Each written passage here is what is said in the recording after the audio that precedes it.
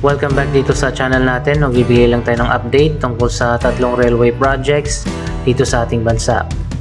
Ang latest update na nakalap natin tungkol sa tatlong proyekto na hindi pa nasisimulan, ang PNR Bicol, Mindanao Railway Project at Subic-Clark Railway Project. Kung babalikan natin, hindi nga inaprubahan ng China ang loan application. Ito yung pondo na gagamitin para sa pagtatayo ng tatlong railway projects.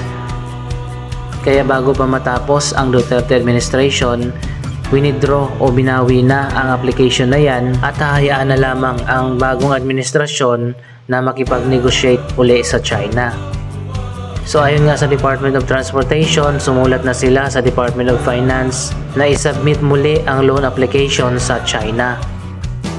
Ayon pa sa DOTR, inaasahan nila na malalaman ang kasagutan kung aaprubahan ba ng China ang mga loan na ito sa kalagitnaan pa ng susunod na taon, 2023.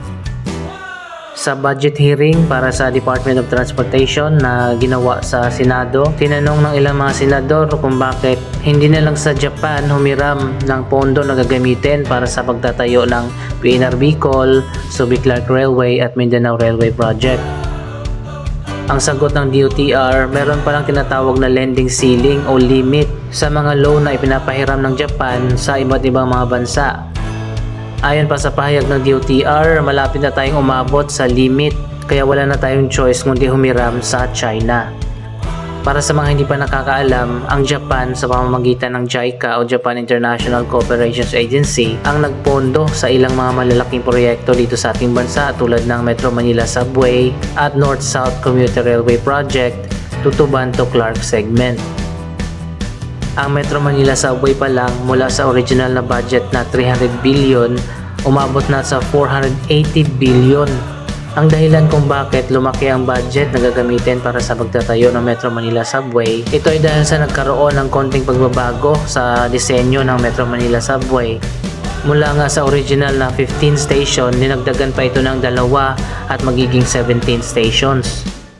Magiging interoperable din ito at ikokonekta sa North-South Commuter Railway, Solis to Calamba segment sa May Bikutan. So kapag natapos na ang Metro Manila Subway ay pwedeng dumaan sa linya ng South Commuter Railway papunta ng Calamba, Laguna at posibleng bumiyahe papunta doon. At isa pa nga sa dahilan ay ang pag-extend ng linyang ito hanggang sa NAIA Terminal 3. So kung sakali man na aprubahan ng China ang reapplication para sa mga loan na gagamitin para sa pagtatayo ng tatlong railway projects, sa kalagitnaan pa ng susunod na taon, 2023, malalaman natin at magkakaroon ng signing of contract.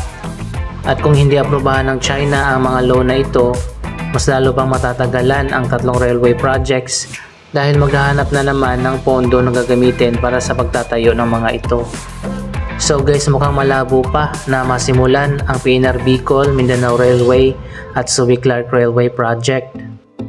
Abangan na lang natin ang magiging resulta sa susunod na taon. Mag-comment lamang dyan sa baba ng inyong mga reaksyon. Maraming salamat sa inyong panonood. Huwag kalimutang i-like, i-share, mag-comment at mag-subscribe. Thank you for watching.